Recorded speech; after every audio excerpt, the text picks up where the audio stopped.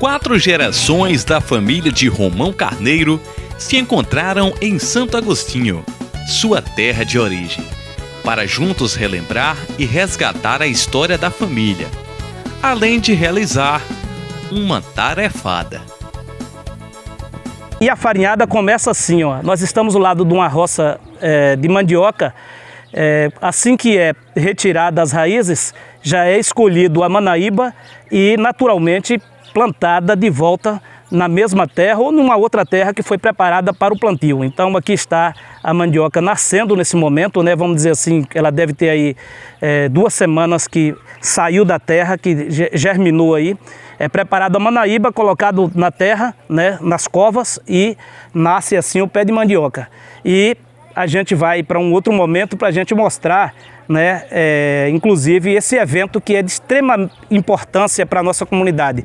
Pessoas que está nesse momento aqui na comunidade, 3 ou 4 gerações da família de Romão Carneiro. E rememorar, reviver esse processo para mim está sendo muito incrível, porque para mim é um caminho de resgate. A cada rua, a cada lugar que eu passo, eu imagino que meu bisavô, minha bisavó passaram por aqui, né, e construíram esse lugar, construíram a história desse lugar. E isso também faz parte de mim, isso faz parte de quem eu sou. E é muito especial, é muito forte, é um resgate muito emocionante, assim. E eu fui a primeira a vir ao Santo Agostinho, que na época era chamado de tabuleiro. Fui eu e Nilza. Nilza não está aqui presente, mas eu estou. Foi eu e ela, dia 28 de outubro de 58. Desde essa época que a gente sempre aqui. Ficava lá no Pé de Serra e aqui, no Pé de Serra e aqui. Assim. Depois, em 65, eu fui para morar fora, fui para Candeias. E os outros ficaram aqui. Agora eu não sei até quando ficaram aqui. Mas vinha lá, no Pé de Serra elas vinham para aqui, ficava aqui a semana, às vezes para fazer farinha, plantação, mas para fazer plantação mesmo de milho, feijão, mandioca, era eu que vinha. Era eu quem vinha.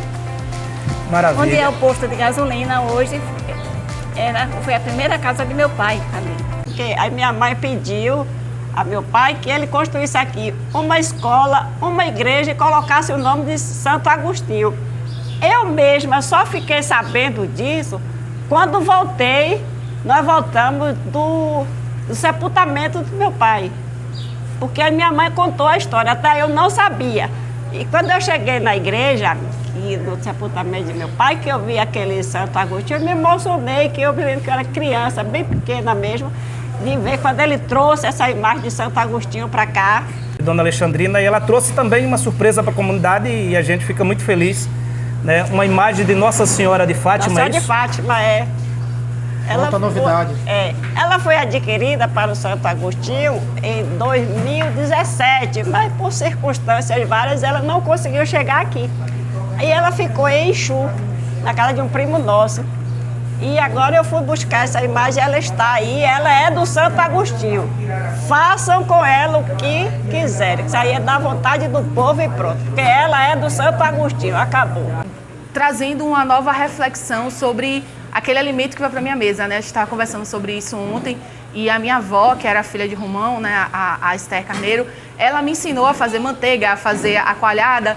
E aí, quando a gente estava aqui fazendo a farinha, eu me lembrei desse processo, né, que eu levei isso para a universidade, como é feito de forma caseira, e a gratificação das pessoas em saberem como é esse processo. Hoje, eu vou voltar para Salvador com uma nova visão daquela farinha que eu coloco na mesa.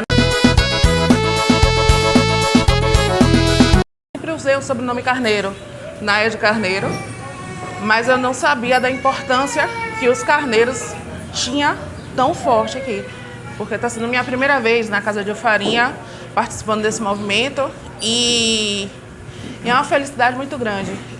Ok, Pietra. Sim, eu. Você, o que vai contar na escola, no lugar que você encontrar, dessa farinhada que você participou? Eu vou, se puder, né, levar um pouquinho de farinha para todos os experimentares e contar um pouquinho da vivência que eu tô aqui. E o aprendizado, o esforço e tudo. E o bisavô Romão contribuiu para que vocês hoje estivessem aqui, né? Primeiro sendo o patriarca dessas 3 gerações e dizendo, trazendo trazida, ou melhor, vocês, pelos mais velhos da família, mas podendo também contribuir com essa história da família Carneiro aqui na comunidade. Está feliz por isso? Muito. E Júlia, conta pra gente, Júlia, a sensação de estar no meio dessa poeira de farinha aqui. Ah, muita felicidade, muito bom isso aqui.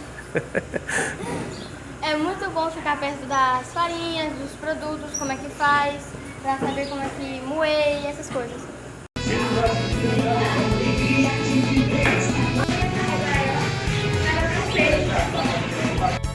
Pois é, nós estamos aqui entrando na Casa de Farinha com o senhor Raimundo. A Casa de Farinha é muito semelhante à Casa de Farinha, segundo o que todos falam, cheguei a conhecer também, a Casa de Farinha do seu Romão, né? E aqui está um dos netos, né? E a gente continua a nossa conversa. Qual o sentimento que você tem entrando nesse ambiente aqui, já que você também conheceu a Casa de Farinha de Romão Carneiro no tempo de outrora? Para mim é uma emoção muito grande e aproveito logo para agradecer mais uma vez ao seu Raimundo, porque deu essa oportunidade para a gente, abriu a casa de farinha dele, né? Ajeitou, a gente tá vendo que tá cheio de coisa aqui, mas ele teve um trabalho com o Alberto, com os primos aqui, para poder dar uma ajeitada para a gente vir fazer esse material. E é emoção para mim, para minhas filhas, para minha sobrinha, para meus primos, para os filhos e filhas dela. É muito grande. Aqui era o rodete, onde colocava a mandioca raspada ali, a senhora sentava ali que ia empurrando daqui para servar a mandioca. Aqui era o coxo, de cair a mandioca. Aí tinha uma roda muito grande, bem distante daqui, que pegava para poder girar o rodete. E são 4 homens para puxar a roda, nesse momento, né? Servava a mandioca, depois daqui de servada, tirava daqui e vinha para a prensa. Botava uma camada de massa, uma camada de palha de licuri, para poder precisar. Aí forrava outra camada de massa até chegar em cima. Vinha a prensa, era tampada, e esse parafuso que era de madeira, que é aquele que está ali atrás, né? Era um parafuso daquele ali, ó.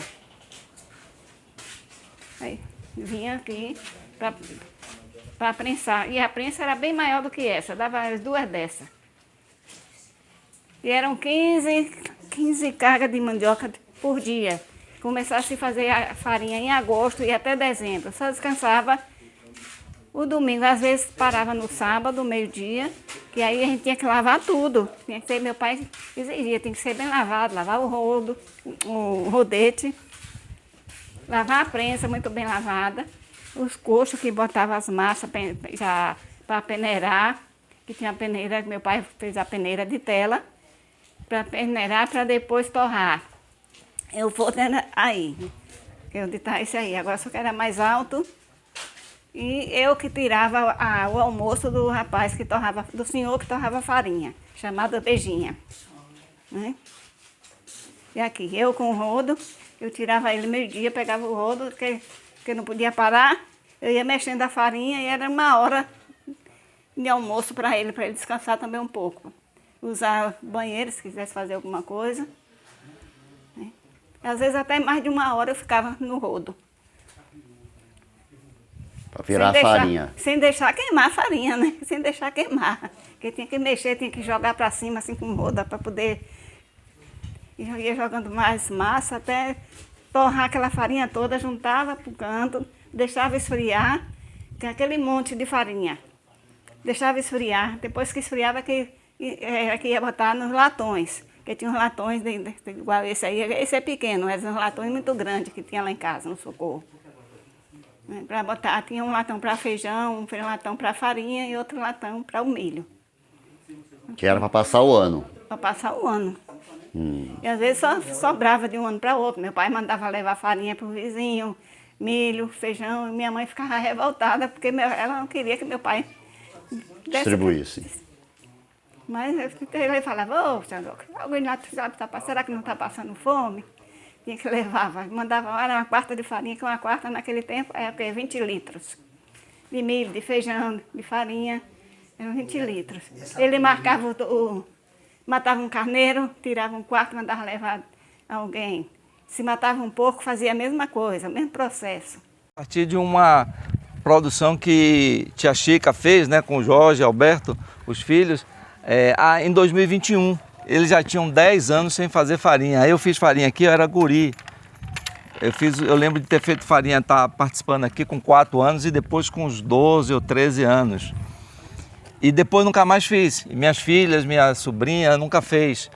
Então a gente veio fazer esse resgate e fazendo também ao mesmo tempo uma reflexão sobre a questão econômica, a importância econômica da farinha. Porque quando a gente não come farinha e come o macarrão, a pizza, né, o pão, a gente está pegando o dinheiro, fruto do trabalho local e está levando para fora, nem só da região, para fora do país, porque o Brasil praticamente não produz trigo. Mais de 90% do nosso trigo, o trigo que a gente consome, vem de fora. Então, hoje reunido aqui 3 gerações, no mínimo.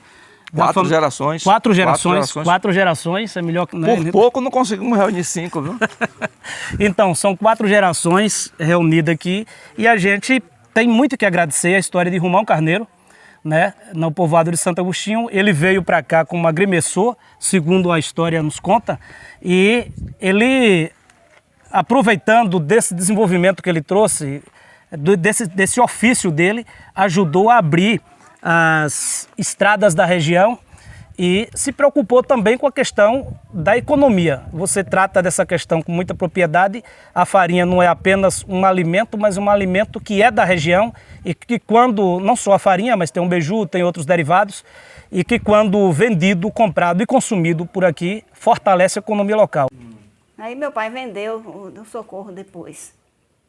Mas já plantava a mandioca aqui. Aqui. Se continuasse lá, tinha que transportar para levar a mandioca e trazer a farinha. E lá também plantava, lá também. Ah. Mas era mais difícil. A escolha dessas terras aqui estava relacionada com a farinha? A escolha da terra para ele? Não, a escolha das terras foi bem antes. Acho que foi... Deve ter sido 69, 60, 59, 60. Onde é que era comercializada a farinha? Onde é que ela era vendida naquela época? Meu pai não vendia. Não vendia? Não, ele fazia farinha, começava em agosto e até dezembro. Rolava farinha de um ano até o outro. Era só para... Mas quantos filhos ele tinha com sua mãe? Foram 14. Eu sabia que foram 16, mas acho que não, foram 16. Morreram 3. Ficaram 13. E meu pai doava. Meu pai doava muita farinha, doava milho, doava feijão. Isso eu deve dizer que minha mãe ficava revoltada. Mas na casa também, além dos filhos, tinha os agregados, né? Como tinha lá eram, olha, tinha Zé Garrancho, Pifânio, Eurides. Aí tinha os meninos para buscar o leite nas fazendas, que lá em casa tinha fábrica de requeijão e manteiga. Tinha mais 3 meninos, 3 rapazotes. Iam buscar o leite nas fazendas, ia dormir para poder no outro dia chegar o leite cedo para poder desnatar. E desnatava o leite para poder fazer requeijão e manteiga. E esses meninos também, depois que desnatavam o leite, batia a nata também, eles iam lavar, eles eram quem lavava tanto a desnatadeira como a batedeira, que chamava, que era que batia a manteiga. Juntava quantas pessoas na hora de rapar mandioca, fazia farinha? Era a vizinhança, vinha muita gente. Você já pensou, era 15 cargas de mandioca por dia. 15 cargas, daqui no jacá chamado, né? Por dia.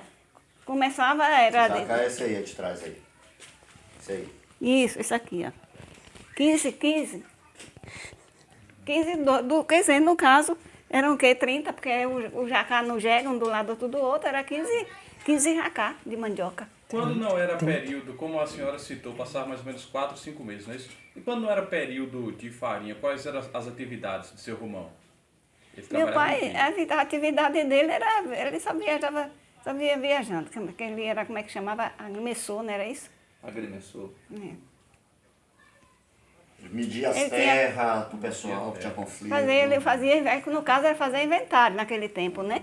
Fazia carne de boi, fazia as prensas, a casa de farinha. A fazenda Camará, eu lembro mesmo que ele Passou, foi por isso que ele conheceu aqui, porque ele veio medir a fazenda Camará, para dividir para os herdeiros, né? Que antigamente tinha, eu já fui com ele para fincar a baliza, para poder medir. Antigamente eles botavam o que chamava de laje, né? Umas lajes de pedra. Eles enfincavam assim para saber, daqui para lá de fulano, daqui para cá de ciclano, era assim. A senhora e o senhor sentem saudade daquela época? Eu sinto. Oi, que não tem. Eu sinto. Porque qual era o sentimento que vocês tinham? Felicidade, simplicidade? Conta pra gente. Não, a minha felicidade era poder ajudar. Era poder ajudar as pessoas. Meu pai sempre assim, meu pai comprou umas terras, porque os irmãos estavam brigando. Meu pai teve que comprar, inclusive o socorro. Era herança, e o meu pai foi fazer a divisão, mas os herdeiros... Solidariedade, porque ele produzia e o que ele produzia não era só para o consumo familiar e dos seus agregados, mas também dividir com os vizinhos. Eu acho que isso também é o espírito da farinhada, né? É você produzir ali de maneira solidária, né? Juntar essas pessoas. Então, Gil, queria te aproveitar esse momento, né, e te fazer uma sugestão. Colocar a farinhada no Santo Agostinho como patrimônio imaterial. Porque aí você institui essa tradição, né, na forma de lei, para que isso permaneça. Agora, o que eu queria ressaltar também é, como você falou, dessa questão do desenvolvimento. Muitas vezes a gente fica preso, mas era assim, nós estamos aqui numa casa de farinha mais tradicional, mais antiga, né? Mas que dá muito trabalho, né? A gente sabe disso. Né? Então, assim, hoje, com as inovações, né, a gente vê a casa de farinha, que foi feita a farinhada, né, alguns maquinários mais modernos e tudo, mas qual é a importância de preservar isso aqui que seu Raimundo tem, esse patrimônio, né, porque isso aqui é um patrimônio, né? E aí, como é que eu faço essa transição, né, desse tempo mais tradicional, vamos dizer assim, né, com o tempo mais moderno que estamos vivendo hoje, né? Então a gente não precisa sair, não é só do maquinário, mas também muitas vezes da forma de pensar, né? Eu achava que isso tinha que ser assim, mas ele pode ser desse jeito, né? Ele pode ser diferente. Mas uma coisa que a gente não abre mão, né, é de comer a tradicional farinha, né, e as propriedades, né, as vitaminas que tem nesse alimento que muitas vezes a gente não se dá conta. Não só a farinha, mas e sim o aipim, a mandioca e outros tubérculos, como você falou, que a terra é proporcional, né? Então, mesmo sem ter esse estudo, como dizia a minha avó, né, de alisar o banco da ciência, que o vovô Romão não alisou o banco da ciência, mas ele na vivência, no conhecimento, né, na troca com outras pessoas mais experientes, o tanto que ele aprendeu de saber que aquela terra era boa para a produção desse produto, né? Eu acho que isso vale muito a pena, sabe? Então é uma coisa que nos empolga, que nos emociona, né? É saber que a gente veio aqui e participou desse momento histórico, né? Que pra gente é um momento histórico, né? E para o município também conseguir, né, talvez tornar isso no povoado se tornar patrimônio imaterial, aí ele vai acontecer, talvez não só da gente, mas como de outros, porque teve a nossa farinhada, mas tinha outra turma lá produzindo farinha também, né? Durante esse período, pelo menos 45 dias, a Casa de Farinha Comunitária, ela roda praticamente todos os dias e até às 11 da noite, né? Ela começa cedo com a arranca da mandioca, a raspa e depois vai, que vocês fizeram todo o processo, mas assim, são no mínimo 45 dias naquele pique da farinhada, conforme vocês estão fazendo nesse momento. Mas assim, a ideia é fantástica e a gente vai buscar informações necessárias para estar tornando a farinhada um patrimônio material e cultural do nosso município. E aí eu levava daqui para lá, no carro de boi.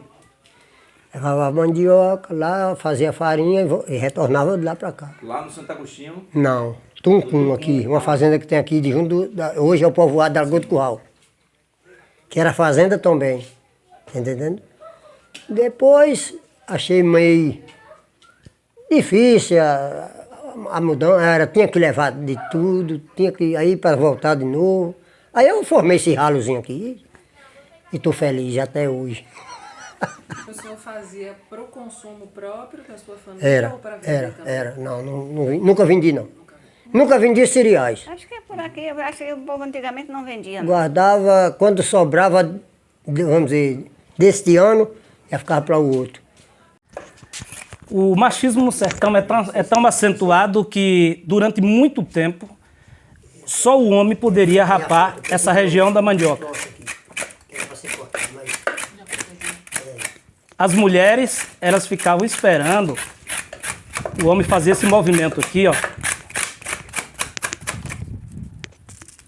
Aqui eles chamavam de tirar o pé da mandioca, rapar o pé da mandioca.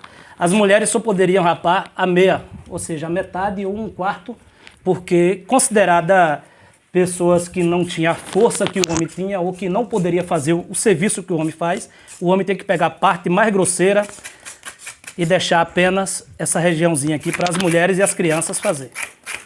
Isso é história, isso é o nosso sertão e que tinha essa cultura, né? Ainda tem um tanto dessa cultura machista. Só que com o passar do tempo, você vê nas casas de farinha hoje, as mulheres já fazendo todo o processo. Ela não só tira a meia, como a gente costuma dizer, aqui a gente chama pé e meia. O homem rapa essa região mais grossa, porque considera que o homem é forte, né, robusto, isso no mundo machista, né? E a mulher tirava as meias, rapava apenas a pontinha da mandioca, porque é considerada sexo frágil. Infelizmente, né, que hoje a história vem mudando e, é claro, todo o processo que a gente lida, todo o processo que a gente trabalha, busca trazer a reflexão para quebrar os paradigmas do machismo, do racismo e de culturas que não servem mais para a nossa região, para a nossa identidade e para o nosso povo, para o povo brasileiro, para o povo baiano, para o povo de Santo Agostinho. É preciso dizer isso porque não se constrói uma sociedade num dia só. Se constrói aos poucos e em cada movimento que a gente puder participar, a gente vai construindo também a nossa história desse jeito. Conheceu o bengueiro, Gil? Conheci. Pronto. Meu pai só comprava os balaios de bengueiro, que ele dizia que bengueiro fazia balaio bem feito. Ele é um professor de bengueiro. Aí foi melhor ainda, O que chamava Silu Costa. E Dinho Joé, né? Vizinhos aqui, bem próximo. E tinha esse costume. Eu vi sair algumas vezes da casa de farinha de Dinho Joé, que também tinha lá, na fazenda, lá na roça que ele tinha. E os homens saíam na filinha, era prioridade na frente, o costume, lavar até o cotovelo, o braço, todo mundo tinha que lavar as mãos até o cotovelo, senta na mesa. Se uma criança, um menino, eu já passei por isso, uma criança encosta na mesa e queria sentar com os homens já botam a mão, né, seu Raimundo? E dizia, aqui é só os homens agora. Então tinha isso muito forte. Então todo mundo, o restante, criança e mulheres, ia para a mesa depois.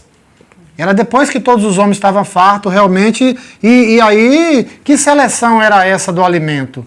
A da fome. Como tudo que eu quero, sair, quem vem depois vai comer o que ainda tem lá. Entendeu? Tem muito isso. Então, assim, por exemplo, o que ela falou sobre a questão das mulheres. Como é que estavam essas mulheres no momento que estava passando ali dos seus dias de menstruação? Eu não me lembro, não sei se Gil pode ter presenciado algum relato, mas eu não me lembro de nunca da minha vida saber nem que minha mãe menstruava. Ou seja, era um negócio trancado e guardado que os filhos dentro de uma casa não sabiam que a mãe estava menstruada. Então, se eu, durante toda a minha infância, até, sei lá, entrar pela adolescência e ouvir de alguém que existia menstruação em mulher, e eu dizia, menstruação é o que é isso? Então, eu nunca vi. Quando eu presenciei uma mulher falar de menstruação, Clerto, eu não sabia nem que minha mãe menstruava. Eu disse, eu nunca ouvi isso dentro da minha casa. Então eu fui ao longo do tempo entendendo, Gil, que esse tipo... esse assunto era um tabu que nem se conversava nas famílias. Os filhos não sabiam. Talvez o marido nem sabia que naquela data ali estava daquele jeito, mas enfim, não era respeitado. Esse é o grande X, porque se fosse conversado e dissesse, tá doendo, tô assim, não consigo, de que forma essa mulher era vista? Porque a questão que você falou, que jornada era essa? Tripla? Entendeu? Que não podia nem dizer da sua dor, tá doendo aqui, cuida do filho, cuida da casa, cuida depois, durante a noite. Na verdade, tem um... Eu acho que isso também vem muito de uma de uma cultura antiga, né? De que a mulher menstruada, ela estava impura. Sim. Então, por isso que as mulheres também não tinham esse hábito de transparecer o momento que ela estava, né, tendo o sangramento. Então, a mulher que sangra, ela é uma mulher impura. Então, existe isso historicamente, né? Dos povos até mais judeus, né? Sim. Então, você tem essa separação da mulher estar impura, não poder chegar perto, não poder fazer certas coisas, não poder comer certos alimentos.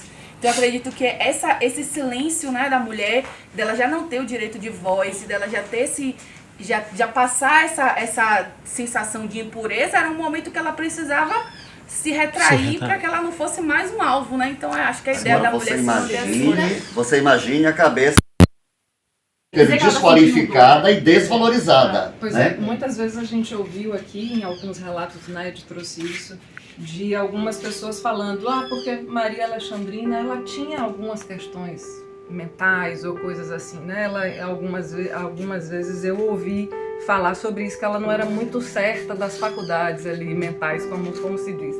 E também ouvi tia Ana falar sobre ela dizer que em algum momento ela gostaria de ser freira, ela ter dito sobre isso. E como que isso talvez fosse um reflexo também da dificuldade dela no processo de criação dos filhos e que ela mesma tinha uma angústia ou uma dificuldade com ela de lidar com os sentimentos dela. Ela estava ali, ela era esposa de Romão e ela precisava procriar, né? Isso era o que era dado à mulher, né? Então, ela era vista muitas vezes como uma dona de casa que não cuidava da casa, que não cuidava dos filhos, e isso ia gerando dores para ela, que essas dores não eram ditas e foram gerando dores silenciosas também para os filhos e para os netos, e que a gente não conversava sobre isso, né? Então, eu acho que a questão não é não assumir o posicionamento ou o lugar de alguns serviços, de alguns trabalhos que o homem fazia, mas a questão é a invisibilidade que é imposta à mulher, porque um trabalho doméstico, ele é tão honesto, ele é tão importante e necessário de ser valorizado como o trabalho da roça, como o trabalho da farinha, como todos os outros, né? Então, a questão é onde a gente coloca essa importância, né? E esse fator que você trouxe também, né, de que comentaram, né, que ela não tinha as faculdades mentais, né? Historicamente também as mulheres têm esse processo, né? Que toda mulher que se rebela contra um costume social machista, ela era tratada como louca, inclusive com muitas mulheres foram para manicômios por serem revoltadas com a sociedade. Então tudo isso faz parte, né? Acho que essa história que a gente vem trazendo, a gente também consegue compreender que não era uma faculdade mental, mas era uma mulher que fugia dos seus padrões, né, que trazia o direito dela de se revoltar contra aquela sociedade, de impor também as vontades dela e de tentar ter voz no meio dessa sociedade. Revolucionária, né? Eu não quero estar nesse lugar que vocês me colocaram. As mulheres eram como loucas, gente. Era inclusive, com a possibilidade de Maria Alexandrina não se posicionar igualmente às outras mulheres como uma forma de se rebelar mesmo e dizer assim, não quero participar dessa estrutura aí porque não me encaixo nisso aí. Né? Isso também é uma perspectiva que talvez ela não pudesse. E hoje nós estamos aqui, 3 mulheres, acho isso inclusive muito importante, histórico também, assim, 3 mulheres da 4ª geração falando sobre seus processos, falando sobre suas dores e ajudando a remodelar, apoiando o ressignificado dessa história, né? Assim, trazendo outro corpo para construir essa história, porque só o corpo masculino que era colocado nesse lugar. Então, a alimentação dessas mulheres como eram? O que sobrasse, né?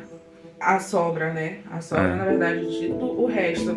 Porque a todo momento que eu tô ouvindo a história sendo contada dos carneiros, eu vejo muito enaltecer meu bisa, né, Romão. Minha bisa, eu vejo falar de uma forma totalmente... Eu não vou nem falar sensível, eu não sei se eu posso usar a palavra machista, eu posso até enquadrar, mas sempre colocando ela como se fosse uma pessoa não boa, né, das suas faculdades mentais, mas quando a gente para analisar, era uma mulher que tinha 12 filhos no sertão baiano, numa situação completamente precária. E aí, como é que essa mulher passava por isso, atravessava por isso? A mulher, além do trabalho braçal, ela também fazia o trabalho doméstico, né? Porque a alimentação daquelas pessoas eram as mulheres que faziam, né? Então, o café da manhã, o almoço, e se fosse para dentro, aí o café da tarde ou da noite, né? Ou a janta, então era a mulher que também fazia. E a criança, mesmo estando ali ao lado da mãe, né, o tempo inteiro, e ela não tinha essa prioridade para alimentação, né? Que na verdade essa seria a prioridade de todos eles ali, os adultos, seriam as crianças, né? O prioritário. E meu avô dizia que trabalho de menino é pouco, quem não aproveita é louco. Né? Que as outras famílias que têm casa de farinha também possam trazer esse movimento, fazer esse movimento de trazer a quarta, a terceira, a quarta, a quinta geração de cada família, fazer esse encontro e movimentar o local, fazer a farinha, porque aqui a gente está valorizando. Há uns anos atrás, há uns 20 anos atrás, a gente tinha muita dificuldade de comer um beiju em Salvador, porque não chegava. Tapioca, a gente não achava lugar para comprar tapioca, era difícil. O nome de registro é Santo Agostinho dos Tabuleiros. O senhor Romão trouxe a imagem de Santo Agostinho e dando assim o nome da comunidade de Santo Agostinho, que chamava antes Tabuleiro. Tabuleiro é uma terra com capacidade é uma terra arenosa, profunda. Tem outros nomes também, que cidade de Tabuleiro, Tabuleiro da Baiana, lá na região metropolitana. Mas aqui na nossa região, Tabuleiro é o nosso terreno, é um terreno profundo que tem uma matéria orgânica capaz de produzir mandioca, produzir tubérculos de todos os tipos, batata doce e tudo mais. Então, assim, Tabuleiro por conta disso, uma terra fértil, uma terra profunda capaz de produzir o nosso principal produto que está sendo colocado agora nessa conversa, que é a mandioca que faz a farinhada que vocês estão fazendo.